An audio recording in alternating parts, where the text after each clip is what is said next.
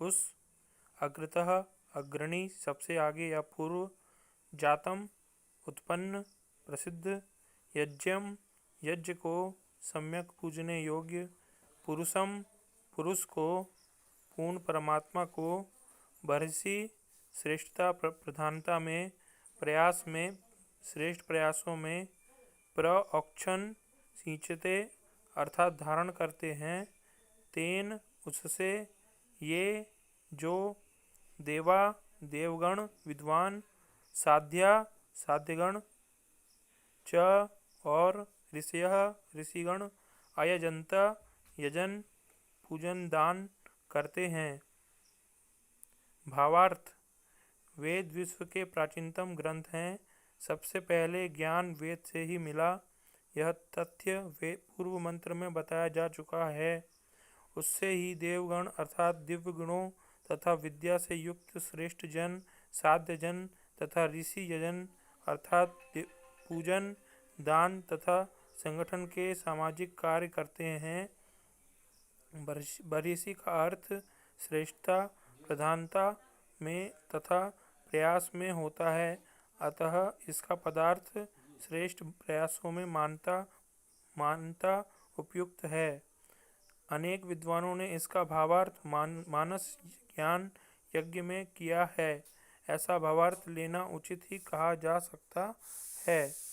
पदार्थ मूल निरुक्त, तम सर्वनाम, अग्रतः अग जाना आगे जाना, जातम जन उत्पन्न होना, यज्ञम यज देवपूजा संगतिकरण दान करना, पुरुषम पुर अग्रसर होना मुख्य होना, प्रि पूर्ण करना भरना पालन करना रक्षा करना तृप्त करना, बरहिसी बरह श्रेष्ठ होना प्रधान होना प्रयास करना उद्यम व्यवसाय करना खेलना, प्रऔक्षण प्रकृष्ट उच्च सिंचन करना स्वच्छ करना, तेन सर्वनाम ये सर्वनाम, देवा दिव्य तेजस्वी होना चमकना स्तुति करना प्रीति करना, साध्या साध पूर्ण करना सिद्ध करना जीतना साधना साधन करना यशस्वी होना, च अव्यय ऋषयः ऋष जानना जाना पाना, अंतर्दृष्टि होना अंतर्गमन करना सूक्ष्मता से भीतर देखना, अयजंत यज देवपूजन संगति दान करना। ओम खम्रम।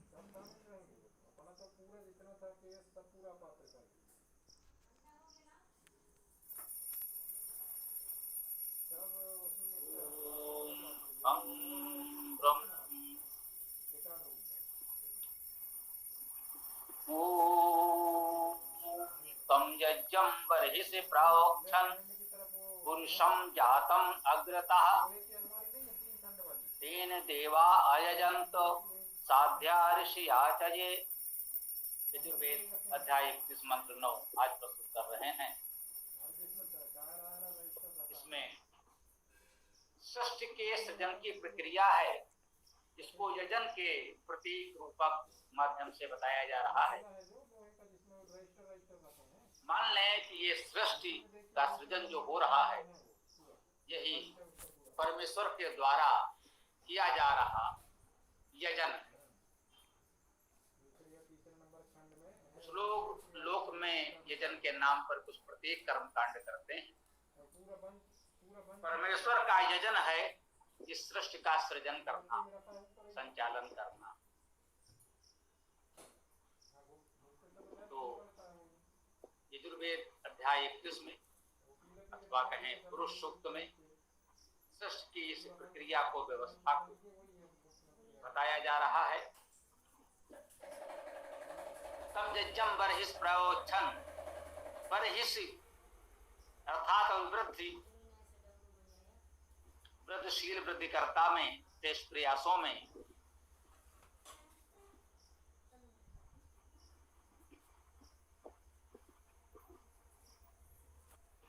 तम यज्ञं तम उसको यज्ञं यजन को यज्ञ को, उस यजन को बरहिसी अर्थात अभिवृद्धि में श्रेष्ठ प्रयासों में प्राओक्षण, प्राउपसर्ग प्रकट रूप से प्रमुखता से, औक्षण दोनों को मिलाकर पढ़ने, प्रोक्षण मिलाकर इसलिए पढ़ा क्योंकि वर्तमान लोक भाषा में ये शब्द इस रूप में प्रचलित भी है। प्रोक्षण करते, प्रोक्षण करना शब्द प्रचलित है कुछ धार्मिक कार्यों में। इस शब्द का प्रयोग अभी भी हो रहा है, बहुत से लोग जानते हैं। विशेष रूप से, प्रकृष्ट रूप से, प्रमुखता से अभिसिंचन करना, प्रोक्षण का अर्थ है अभिसिंचन करना। पुच्छ धातु का अर्थ है सिंचन करना, स्वच्छ करना, तो प्रोक्षण का अर्थ हुआ प्रमुखता से, अधिकता से अभिसिंचन करना। तो उस यजन को इस अभिवृद्धि वृद्धिशीलता में, वृद्धिकर्ता में, श्रेष्ठ प्रयासों में अभिसिंचन करते हैं। पुरुषम जातम अग्रतः, उस पुरुष को जो सबसे आगे है और सबको उत्पन्न करने वाला। सृजन वही कर रहा है, इस संपूर्ण सृष्टि को उत्पन्न करने वाला भी वही। पुरुष यहाँ परमेश्वर परमात्मा के लिए कहा गया है। तो पुरुषम जातम का ऐसा अर्थ एक दृष्टि में आता तो है, परंतु वह स्वीकार्य नहीं होगा, क्योंकि सब ये कहा जाए कि सबसे पहले परमात्मा उत्पन्न हुआ, पुरुष उत्पन्न हुआ, तो पुरुष तो कभी उत्पन्न होता नहीं। वह परमात्मा अजन्मा है, अनादि है, अनंत है, तो उसके उत्पन्न होने की बात को नहीं की जा सकती। पुरुष शब्द का अर्थ भी अग्रणी है, जो कुछ भी उत्पन्न होगा उससे पहले वो अग्रणी पुरुष विद्यमान मिलेगा, क्योंकि उसको उत्पन्न होना नहीं है, वो तो सदा सर्वदा अनादि अनंत है। ये कह सकते हैं कि सबसे पहले उसने जो कुछ उत्पन्न किया, ये सृष्टि अभी सृजन हो रहा है, उत्पन्न हो रहा है, तो इस रूप में ग्रहण कर सकते हैं। या पुरुष का ये भाव यहां ले सकते हैं कि इस सृष्टि यजन में, सृष्टि के सृजन की प्रक्रिया में पुरुष का अर्थ अग्रणी, जो सबसे पहले सृष्टि का रूप उत्पन्न हुआ। पुरुष सामान्यतः हम लोग यहाँ परमेश्वर के लिए तो कह रहे हैं, तो जैसा कि हमने कहा कि वेद में हमें उसका शाब्दिक धातु अर्थ ही ग्रहण करना होता है, रूढ़ अर्थ नहीं कि एक बार हमने माना कि पुरुष का अर्थ अग्रणी है और वो परमेश्वर के लिए आया है, तो सदा पुरुष शब्द परमेश्वर के लिए ही आए, ऐसा आवश्यक नहीं है। सृष्टि होने के बाद हम लोग भी पुरुष होते हैं। किसी भी कार्यक्रम में जो सबसे पहले पहुंच गया, आप कह सकते हैं भाई इस कार्यक्रम में ये सबसे अग्रणी, सबसे आगे आए, तो ये पुरुष आए उस शाब्दिक अर्थ में। तो वेद में तो शाब्दिक अर्थ धातु अर्थ ही ग्रहण किया जाएगा, ये तो सर्वमान्य सिद्धांत है, इसका उल्लंघन तो कर नहीं सकते। तो उस रूप में पुरुष के भावार्थ ये हो सकते हैं, परिस्थिति के अनुसार, मंत्र के अन्य बातों को देखते हुए कि उस मंत्र में उसका क्या अर्थ करें। तो सृजन में जो सबसे पहले उत्पन्न हो गया है, तो हो सकता है पुरुषम जातम ये कहा जा रहा हो, जो अग्रणी उत्पन्न हुआ है, अग्रता जो सबसे आगे अग्रणी रूप में उत्पन्न हुआ है, उस परमेश्वर ने उत्पन्न किया है, ऐसा भी कह सकते हैं। तेन देवा आयजंत, तेन उसके द्वारा, तृतीया एक वचन, देवा देवगण जो दिव्य जन है, दिव्य पुरुष हैं, या प्रकृति के दिव्य तत्व हैं, उन्हें देवा कहा जा सकता है। आयजंत यजन किया, देवों ने उसके द्वारा यजन किया। अब यजन करने के लिए कुछ तो सामग्री चाहिए, तो इस सृष्टि में सबसे पहले जो कुछ उत्पन्न हो गया वो तो पुरुष हुए, वही देव भी हुए, अर्थात प्रकृति का वह स्वरूप, वह तत्व, जैसा ही कहा प्रकाश, ध्वनि आदि। ये प्रकाश, ध्वनि आदि ऊर्जा जो प्रारंभ में उत्पन्न हुए,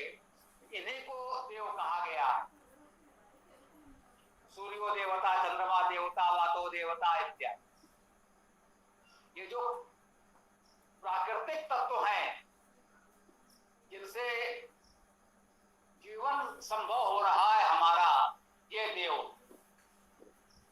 और जब मनुष्य समाज बन जाता है तो दिव्य गुणों से युक्त विद्वानों को देव कहते हैं। समाज में वे भी देव हैं। तो प्रकृति है तो उसमें प्रकृति में भी देव हैं। तो कह सकते हैं वो जो प्रारंभ में सृष्टि बनी उसके द्वारा तीन देवा अयजंत, उनके द्वारा देवों ने यजन किया। साध्या ऋषिया चाहिए, और ये साध्य हैं, जो ऋषि जो साध्य हैं, साधन करने वाले हैं, जिसकी साधना कर सकते हैं हम, जो साधना करने योग्य हैं, वे साध्य, और जो ऋषिगण हैं वे तो देवों ने, साध्यों ने, ऋषियों ने, कह रहे हैं तेन उसके द्वारा देवा देवगण, साध्या साध्यजन, ऋषिया ऋषिगण, इन लोगों ने यह अयजंत यजन किया। जो प्रारंभ में प्रकृति सृष्टि उत्पन्न हुई, जो प्रकृति के रूप में हमको संसाधन मिले, उसी से देवजनों ने यजन किया। अब जब यजन होगा तो उससे और भी बहुत कुछ हमको मिलेगा। यही सृष्टि की प्रक्रिया है। सृष्टि को यजन के रूप में यहाँ पर इस मंत्र में कहा जा रहा है। इस मंत्र की बात को तो यहाँ विराम दिया जा सकता है। तो अभी पर्याप्त समय है, तो आप लोग चाहें तो आज चर्चा और भी हो सकती है। तो इस मंत्र व्याख्या को तो हम यहाँ विराम देते हैं। आगे आप लोग जैसा भी चाहें, कोई प्रश्न हो, विचार हो, तो चर्चा कर सकते हैं। ओम हम ब्रह्म।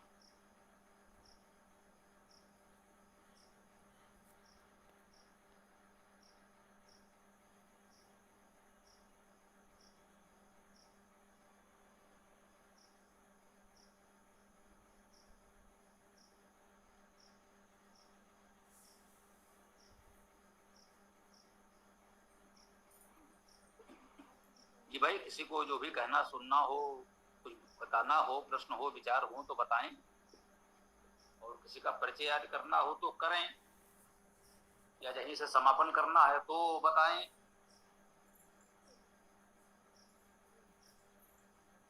देखो भाई पुलकित जी, क्या करना है?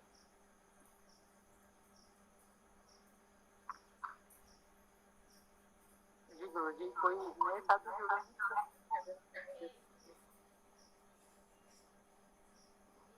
नौरत पांचाल जी अपना परिचय। और कोई प्रश्न हो तो आप सभी पूछ सकते हैं।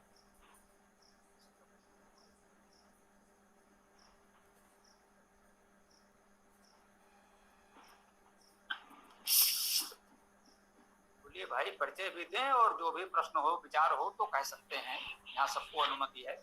ओ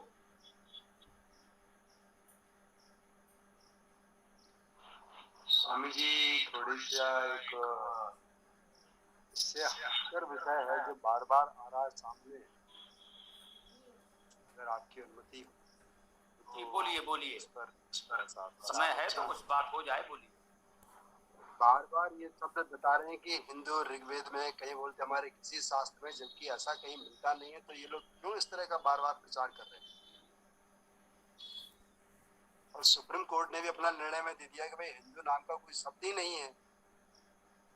तब भी ये ऐसा मचाए तो उस दिन कहाँ चले गए थे लोग जब सुप्रीम कोर्ट के अंदर इसकी सुनवाई चल रही, जिसमें जस्टिस वर्मा आदि तमाम जाले जज बैठे हुए थे। तो क्यों लोग जनता को जबरन गुमराह कर रहे हैं? भाई हम लोग सनातनी है, सनातनी रही है। हिंदू नाम किसी ने दे दिया, जैसे दिया सो दिया। अब चूंकि संविधान में स्वीकार्य हो गया तो उसको जबरन अनावश्यक न्यायोचित या उचित क्यों ठहराया जा रहा है? जबरदस्ती संविधान में दिया, जिस कारण से दिया तो दिया स्वीकार है, सारी दुनिया ने मान लिया। देखिए, कुछ लोगों का उद्देश्य यही है, उनका व्यवसाय यही है, समाज में विभिन्न प्रकार के भ्रम फैलाते रहना। उनका हम क्या कर सकते हैं? जो वर्तमान समय है, हमें परिस्थिति को समझना पड़ेगा। मुख्य विषय ये है कि हमें परिस्थिति को समझना पड़ेगा। ये वैदिक साम्राज्य का समय नहीं है, वैदिक युग नहीं है। आप सत्य बोल रहे हैं, बोलते रहिए, कोई नहीं सुनेगा। वे झूठ बोल रहे हैं, सब लोग सुनेंगे, क्योंकि उनके पास सत्ता है, उनके पास साधन है, उनके पास भीड़ है। तो जब एक बहुत बड़ी भीड़ बड़े बड़े समारोहों में असत्य ही सही बोल रही है, होगा आपके पास सत्य, रखे रहिए अपने पास। तो इस कटु सत्य को हमें स्वीकार करना चाहिए। हम यहां चूक रहे हैं कि हम इस सत्य को स्वीकार नहीं कर रहे हैं कि उनके पास सत्ता है, साधन है, भीड़ है, धन बल है, सत्ता का बल है, इसलिए वो जितना चाहे झूठ बोल सकते हैं, जितना चाहे अनीत अन्याय अत्याचार कर सकते हैं, क्योंकि सत्ता उनके पास है, धन बल उनके पास है। यदि उनका सामना करना है तो हमें भी वो शक्ति एकत्र करनी होगी। ये हमें सोचना होगा कि इतने बड़े शक्ति से हमें टकराना है तो हमारे पास भी वो साधन होने चाहिए। हमारे ये कहने से कि हमारी बात सत्य है, हमारी बात प्रमाण सिद्ध है, आपके पास कोई प्रमाण नहीं है, वो बिल्कुल कह रहे हैं हमारे पास कोई प्रमाण नहीं है, लेकिन जो हम कहेंगे वो आपको मानना पड़ेगा, क्योंकि सत्ता हमारे पास है, धन हमारे पास है, लोग हमारे पास हैं, आप क्या कर लेंगे जी? तो स्पष्ट बात ये है, यदि आप ये कर सकें कि उनसे अधिक भीड़ जुटा सकें, उनसे बड़े बड़े संस्थान खड़े कर सकें, उनसे बड़े बड़े आयोजन कर सकें, आप उनसे बड़ा संगठन बनाकर चुनाव में जीतकर सत्ता में आ सकें, तब आप अपनी बात कह सकते हैं। कहीं भी मीडिया में, टीवी चैनल पर आपकी बात नहीं सुनी जाएगी। यदि कोई पहुंच जाता है, कुछ उसने कहने का प्रयास भी किया कि भाई वेद में, उपनिषद में ऐसा कुछ है, तो मैंने सुना एंकर ने कहा, अरे आप तो हिंदू धर्म पर पीएचडी करने लगे, शांत रहिए। आप सही बात क्यों बता रहे हैं कि वेद में क्या है, उपनिषद में क्या है? ये जो हमारा चल रहा है वो चलने दीजिए। टीवी एंकर को मैंने कहते हुए सुना, मेरे पास क्लिप नहीं है, प्रमाण नहीं है, क्षमा चाहता हूं। लोग कह देंगे भाई कहां है।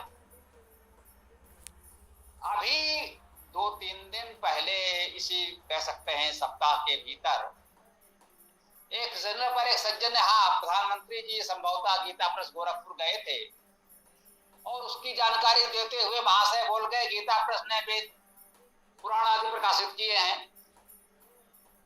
अब इतने बड़े चैनल के इतने बड़े एंकर बोल रहे हैं, अब उन्हें वहां जाकर हम कैसे समझाएं कि गीता प्रेस ने वेद न छापा है, न छापेगा?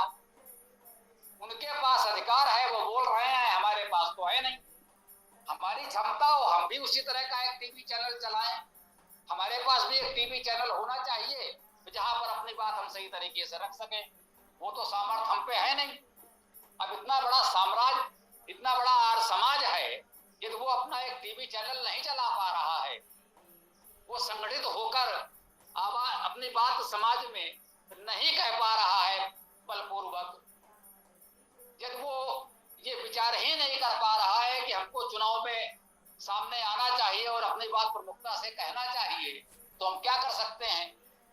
ये बात मैं स्वयं कहता हूं कि भाई यार, समाज को या किसी को कुछ क्यों कहें, उनसे अपेक्षा क्यों करें? भाई वो नहीं करना चाहते हैं तो ना करें। आप अपने अंदर वो सामर्थ्य उत्पन्न करें। यदि हम आप इतने समर्थ हो जाएंगे तो हम अपनी बात करेंगे, हमारी बात सुनी जाएगी। बात होती है तो कुछ लोग अंत में खोजबीन के बाद मान लेते हैं, बात तो आपकी सही है, लेकिन भैया हम तो ये मानते हैं और मानेंगे, आप क्या कर लेंगे? कितने लोग हैं आप? स्पष्ट कह देते हैं क्या सामर्थ्य है आपकी, कितने लोग हैं आप क्या कर लेंगे? तो इसका तो उपचार ये नहीं है, सीधी सी बात है, आप भी धीरे धीरे पढ़ने का प्रयास करें। जब संघ प्रारंभ हुआ तो कितने लोग थे? इस्लाम प्रारंभ हुआ तो कितने लोग थे? प्रारंभ में ईसा के साथ कितने लोग थे? 13 लोग बैठे थे। एक ने उसमें से कह सकते हैं कि विद्रोह कर दिया, कह सकते उनसे विश्वासघात किया और वो पकड़े गए। गौतम बुद्ध ने पहला उपदेश दिया तो 5 लोग थे, और वो 5 लोग में से भी बाद में कुछ निकल लिए, बाद में धीरे धीरे जुड़े। आज बौद्ध धर्म भी विश्व के प्रमुख स्तर पर है, तथाकथित वैदिक से तो बहुत अधिक है। तो मुख्य बात है सामर्थ्य की। अशोक ने बौद्ध धर्म स्वीकार कर लिया तो भारत श्रीलंका से लेकर के जापान तक बौद्ध हो गया। भारत के राजाओं ने बौद्ध धर्म छोड़ दिया, भारत से बौद्ध धर्म गायब हो गया, लापता हो गया। आज भारत में बौद्ध धर्म नहीं है। तो यदि आप चाहते हैं कि वैदिक धर्म की बात लोग सुने तो हमें लोगों को अपने साथ जोड़ना होगा, अपने सामर्थ्य के अनुसार धीरे धीरे चलना होगा। एक दिन आप इस योग्य हो जाएं कि आपकी बात उनको सुननी पड़े, ये सामर्थ्य उत्पन्न करनी होगी और कोई विकल्प नहीं है। राम लक्ष्मण 2 लोग अकेले जाकर लंका में कूद जाते तो पता भी नहीं चलता, वो कहीं कारागार में पड़े होते या मार दिए जाते। तो उन्होंने प्रयास किया, एक एक करके लोगों से मिले, जोड़ा, जो उनके पास सामर्थ्य थी उपयोग किया और एक राज्य को अपने पक्ष में किया। तो जब किष्किंधा के पूरे राज्य की सामर्थ्य, एक सेना उनके पास आ गई तो उस सेना के साथ उन्होंने युद्ध प्रारंभ किया। धीरे धीरे कुछ और लोग भी साथ में आए, राम एक ही युद्ध में विश्व विजेता हो गए। तो ये प्रयास हमें करने होंगे, चाहे जैसे किए जाए। वो गांधी का रास्ता हो सकता है, सुभाष का रास्ता हो सकता है, राम का रास्ता हो सकता है, कृष्ण का रास्ता हो सकता है। रास्ता हम कोई भी चुने, लेकिन अंततः हमें सामर्थ्य जुटानी होगी। जब तक हमारे पास लोग नहीं होंगे, शक्ति नहीं होगी, तो कोई नहीं सुनेगा। आप चाहे जितना बड़ा सत्य लिए बैठे हैं, ये सोचना ठीक नहीं है कि बस केवल हमारा सत्य है तो लोग सुन लेंगे। जब हम पे सामर्थ्य होगा, जब हम पे शक्ति होगी, सत्ता होगी, तभी लोग सुनेंगे। इस कट सत्य को हम स्वीकार कर लें तो अच्छा है। हम उनसे चाहते हैं कि वे वेद के सत्य को स्वीकार कर लें। हम अपने आप से कहना चाहते हैं, अच्छा हो कि हम इस कट सत्य को स्वीकार कर लें कि बात उसकी सुनी जाती है जिसके पास सत्ता होती है। इस्लाम ने सत्य के बल पर 57-58 देशों में इस्लाम को ला दिया और ईसाइयों ने भी पूरे विश्व में शासन किया, तो पूरे विश्व में सर्वाधिक देश, सर्वाधिक जनसंख्या ईसाई हो गई। यही जैसे मैंने कहा बौद्धों ने किया, आप भी करिए। कभी रहा होगा आर्यों का साम्राज्य, तो आज भी आपको वो साम्राज्य स्थापित करना है, शक्ति स्थापित करनी है, तभी हम सफल हो सकते हैं। और कोई उपाय नहीं है। इस सत्य को हमें स्वीकार करना चाहिए। ओम। उसमें वो ऋग्वेद का और पता नहीं कहां से उदाहरण लेकर चलाते, सैंधव और हिंदव करके मचाते हुए। नहीं, वो नहीं है। मैंने कहा हमारी बात हुई कुछ वरिष्ठ पत्रकारों के साथ, उनके पास भी ये था कि ऋग्वेद में है। हमने कहा नहीं है ऋग्वेद में। बोले स्वामी जी मुझे अब गीता प्रेस से वेद भगवान को लाना पड़ेगा। हमने कहा गीता प्रेस से वेद नहीं मिलेगा, वे वेद विरोधी है। अब वो और चौंके, अरे बोले स्वामी जी आप ऐसी बात कर रहे हैं, वो तो सनातन धर्म के। हमने कहा तो मंगवा लो गीता प्रेस से वेद। उन्होंने कारिंदे दौड़ाए, खोजबीन की, बाद में उन्होंने स्वीकार किया स्वामी जी आप जीत गए, मैं हार गया। गीता प्रेस ने वेद नहीं छापा है और छापेगा भी नहीं। उन्होंने कहा फिर भी कोई बात नहीं, गीता प्रेस से न सही, मैं गूगल बाबा से ऋग्वेद मांगता हूँ। हमने कहा ले आओ खोजो। उन्होंने गूगल बाबा से ऋग्वेद मांग लिया। अब ऋग्वेद में उन्होंने वो मंत्र खोजा जो आप कह रहे हैं पोस्ट में चल रहा है। अब ऋग्वेद में हो तब तो मिले। वहां भी उनको स्वीकार करना पड़ा कि ऋग्वेद में तो ये है ही नहीं। अपने मित्र थे वे, एक बड़े अखबार के, मैंने एक बड़े दैनिक समाचार पत्र के, एक बड़े मीडिया घराने के एक संस्करण के संपादकीय प्रभारी हैं। आप कह लीजिए एक बड़े अखबार के, एक बड़े समाचार पत्र के संपादक की स्थिति में है, अपने परिचित हैं। चर्चा हुई, अंत में इतनी खोजबीन करके ये निकल के आया। तो अब इतनी खोजबीन करके निकल के तो आया, लेकिन अंततः माना वही जाएगा। इतने लोग कह रहे हैं वो सही है, आप कहते रहो। तो इसका उपाय यही है, वो कुछ भी कहते रहे। उनके पास सत्ता का बल है, संगठन का बल है, धन का बल है, इसलिए वो जो कहे वो सही है। यदि वो कहेंगे कि सुबह मुर्गा बोलता है इसलिए सवेरा होता है, तो वही सही है। हम कहते हैं कि भाई जब प्रभात होता है तब मुर्गा बोलता है, वो कहते हैं नहीं, जब मुर्गा बोलता है तब सवेरा होता है। उनकी बात सही है, क्योंकि उनके पास इतने लोग हैं, उनकी सत्ता है, संख्या बल है, धन बल है, इसलिए उनकी बात सही है। तो इस सत्य को हम स्वीकार कर लें। ये कड़वा है, कटु है, पर सत्य है कि हमें सामर्थ्य जुटानी होगी, धन बल, जन बल, सत्ता बल जुटाना होगा, तभी हमारे सत्य को कोई सुनेगा, अन्यथा नहीं सुनेगा। तो निराश नहीं हो रहे हैं हम, आप कुछ जागरूक लोग मिलकर धीरे धीरे इसको बढ़ाने का प्रयास करें। जैसे मैंने स्वयं कहा, पर उसको मैंने ये भी स्पष्ट किया कि यही ना कहते रहे अरे यार समाज नहीं कर रहा है, छोड़ दीजिए यार समाज को, आप एक नया वैदिक समाज बनाइए, उसको इतना सशक्त कीजिए कि उसका समर्थन आप समाज भी करे और दूसरे लोग भी करें। ये करना पड़ेगा, तभी हमारी बात बनेगी।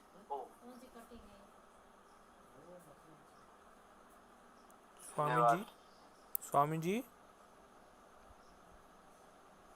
बोलिए आप भी।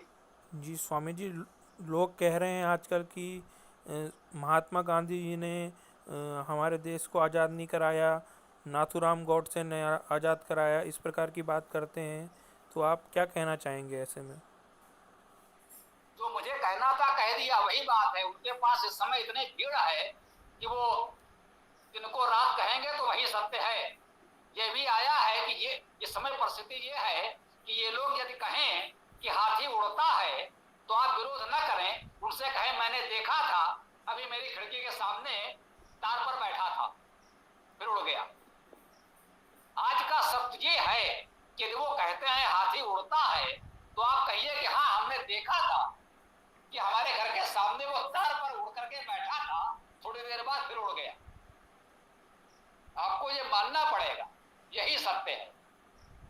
क्योंकि उनके पास इतना बड़ा सत्ता बल है, इतना बड़ा संगठन है, इतने अधिक लोग हैं, इतना अधिक धन बल है, उनके पास लाखों मंदिर हैं। आपके पास क्या है? उनके पास 7-8 लाख बाबाओं की फौज है, इतने सारे साधु संत, 7-8 लाख साधु संत हैं उनके समर्थन में। और तुरंत बात आ जाती है अरे साहब संतों की बात, अब संतों की बात तो माननी पड़ेगी ना। वो 7-8 लाख संख्या में है, भगवाधारी हैं, जनता उनको पूज रही है, तो उनकी बात तो माननी पड़ेगी ना। उनके पास करोड़ों सदस्य हैं, इतने सारी सरकारें हैं, इतने मंत्री हैं, विधायक हैं, सांसद हैं, सब उनकी हाँ में हाँ मिलाने वाले हैं। तो आप क्या करें? तो ये मान लीजिए वो दिन को कहें रात तो आप रात कहिए, वो कहें हाथी उड़ता है तो कह दीजिए हाँ मैंने उड़ते हुए देखा है।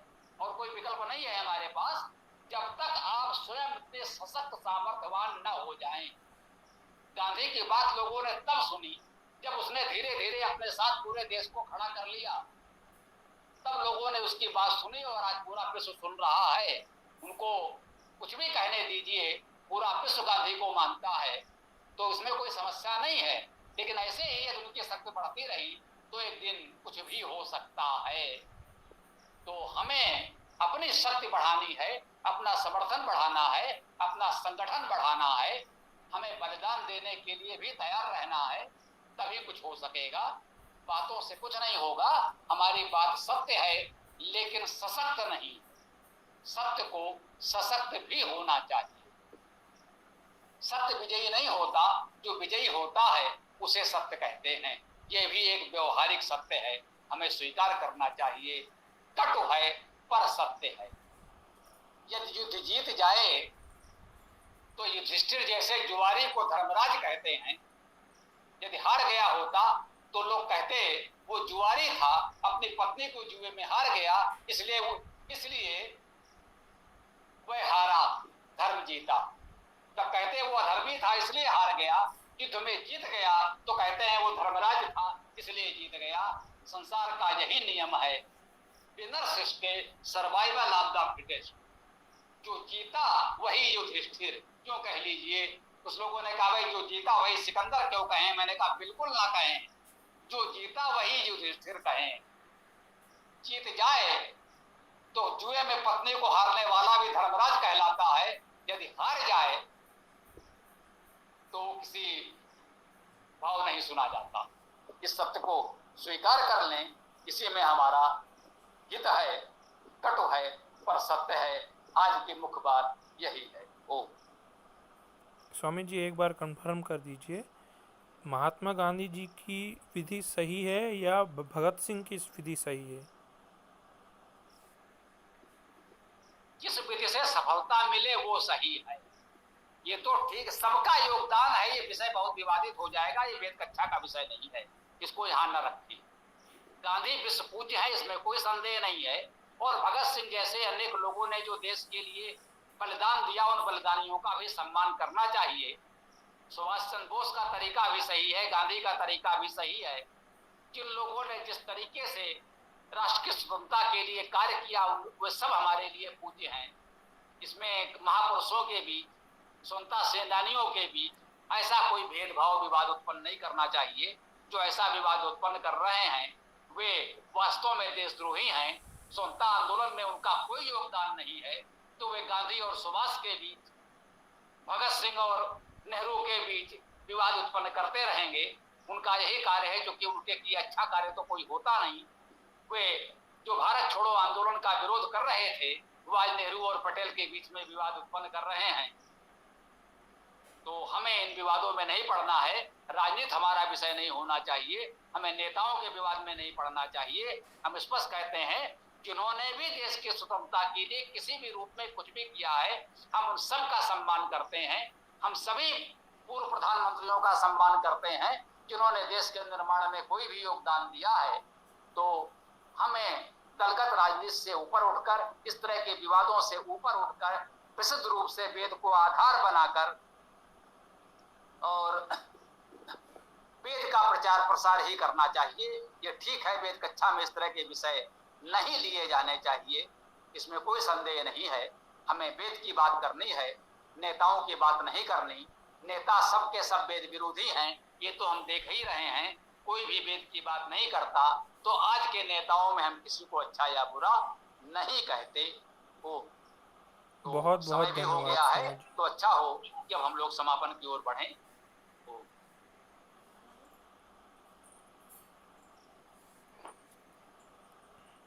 बहुत बहुत धन्यवाद स्वामी जी।